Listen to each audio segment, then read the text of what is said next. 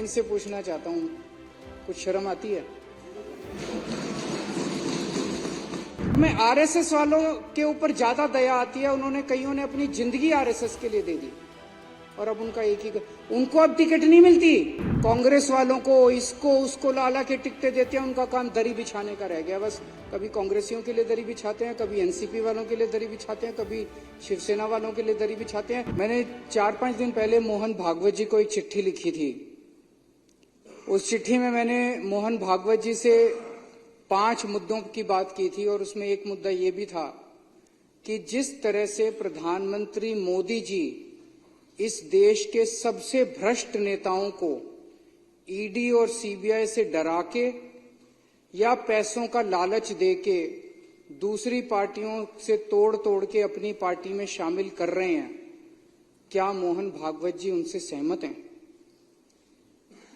मोदी जी ने खुद कुछ दिन पहले जिनको भ्रष्टाचारी बोला, अमित शाह जी ने खुद कुछ दिन पहले जिनको भ्रष्टाचारी बोला, भारतीय जनता पार्टी ने खुद जिन लोगों को कुछ दिन पहले भ्रष्टाचारी बोला, कुछ दिन के बाद उनको अपनी पार्टी में शामिल करा लेते हैं।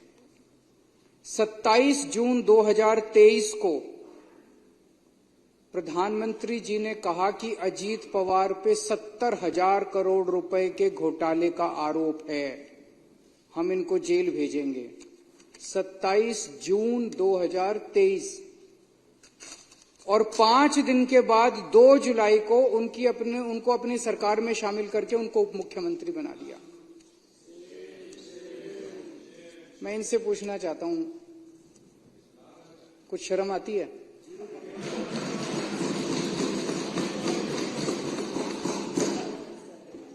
चलो हम तो सारे के सारे खराब हैं, पर आपका प्रधानमंत्री 27 जून को जिस आदमी पे 70,000 करोड़ रुपए के भ्रष्टाचार का आरोप लगाता है और 5 दिन के बाद 2 जुलाई को उसको अपना उप मुख्यमंत्री बना लेता है, क्या मुंह दिखाते हो यार? जब अपनी गली में अपने घर जाते हो आप लोग, पूरी दुनिया को क्या मुंह दिखाओगे कि ऐसी पार्टी में आप लोग हो?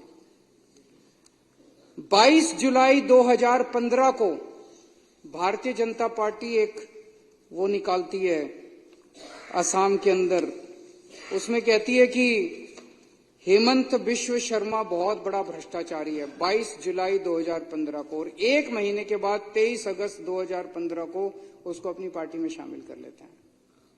ऐसे 25 नगीने हैं मोदी जी के, हीरे हैं जो चुन चुन के मोदी जी ने दूसरी पार्टियों से इकट्ठे किए हैं। ये मोदी जी के बहुत करीब हैं, चुन चुन के वो दूसरी पार्टियों से लेके आए।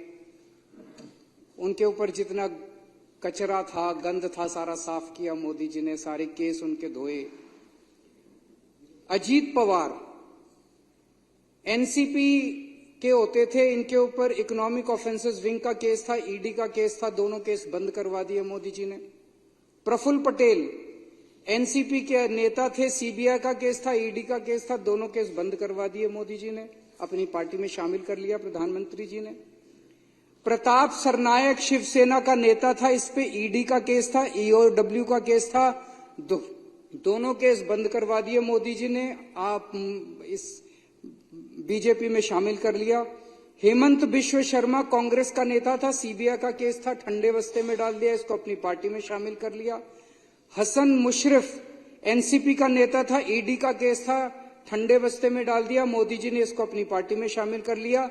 भावना गवाली शिवसेना की नेता थी, ईडी का केस था इस पे। यामिनी और यशवंत जाधव शिवसेना के नेता थे, ईडी का केस था, इनका केस ठंडे बस्ते में डाल दिया। सीएम रमेश, रविंदर सिंह, संजय सेठ, शुभेंदु अधिकारी, के गीता, शोभन चैटर्जी, छगन भुजबल, कृपा शंकर सिंह, दिगंबर कामत, अशोक चौहान, नवीन जिंदल, तपस रे, अर्चना पाटिल, गीता कोड़े, बाबा सिद्दीकी, ज्योति मिंडा, सुजाना चौधरी, ये इनकी ईमानदारी है।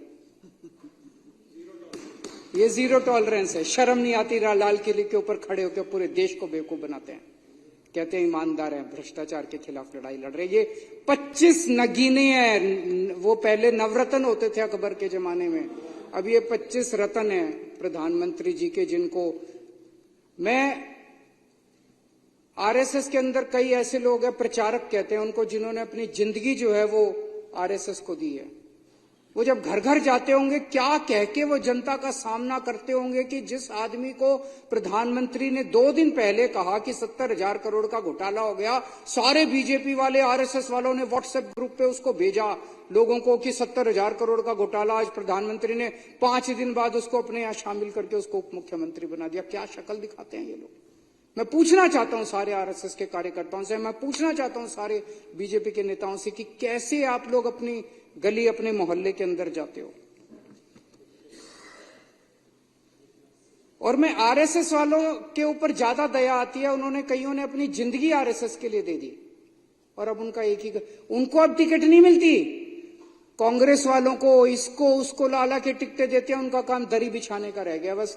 कभी कांग्रेसियों के लिए दरी बिछाते हैं, कभी एनसीपी वालों के लिए दरी बिछाते हैं, कभी शिवसेना वालों के लिए दरी बिछाते हैं। आरएसएस के कार्यकर्ताओं का काम अब केवल दरी बिछाने का रह गया। कभी इस नेता के लिए दरी, क्यों उनको टिकटें मिलती नहीं मिलती उनको। इसके अलावा इन्होंने कई सरकारों की चोरियां की, टॉपल किया, सरकारों को उखाड़ के फेंका। मार्च 2016 से लेके मार्च 2024 तक प्रधानमंत्री मोदी जी ने 13 राज्य सरकारों को 15 बार गिराने की कोशिश की और उसमें से 10 सरकारों को गिराने में सफल हो गए। ये सरकारें नहीं गिराई, ये सरकारों की चोरी की है। ईडी और सीबीआई को भेज के, उनको धमकी देके, उनको लालच देके, पैसे से खरीद के उनकी सरकारों की चोरी की है इन लोगों ने। ये कोई मामूली वो नहीं है कि सरकारें गिरा दी। इस तरह से प्रधानमंत्री मोदी जी इस देश के सबसे भ्रष्ट नेताओं को ईडी और सीबीआई से डरा के या पैसों का लालच देके दूसरी पार्टियों से तोड़ के अपनी पार्टी में शामिल कर रहे हैं। क्या मोहन भागवत जी उनसे सहमत हैं? प्रधानमंत्री जी ने कहा कि अजीत पवार पे 70,000 करोड़ रुपए के घोटाले का आरोप है, हम इनको जेल भेजेंगे। 27 जून 2023, 5 दिन के बाद 2 जुलाई को उनको अपनी सरकार में शामिल करके उनको उप मुख्यमंत्री बना दिया। मैं इनसे पूछना चाहता हूं, कुछ शर्म आती है? मैं आरएसएस वालों के ऊपर ज्यादा दया आती है, उन्होंने कईयों ने अपनी जिंदगी आरएसएस के लिए दे दी और अब उनका एक ही, उनको अब टिकट नहीं मिलती। कांग्रेस वालों को इसको उसको लाला के टिकटें देते हैं, उनका काम दरी बिछाने का रह गया बस। कभी कांग्रेसियों के लिए दरी बिछाते हैं, कभी एनसीपी वालों के लिए दरी बिछाते हैं, कभी शिवसेना वालों के लिए दरी बिछाते हैं। इनसे पूछना चाहता हूं, कुछ शर्म आती है?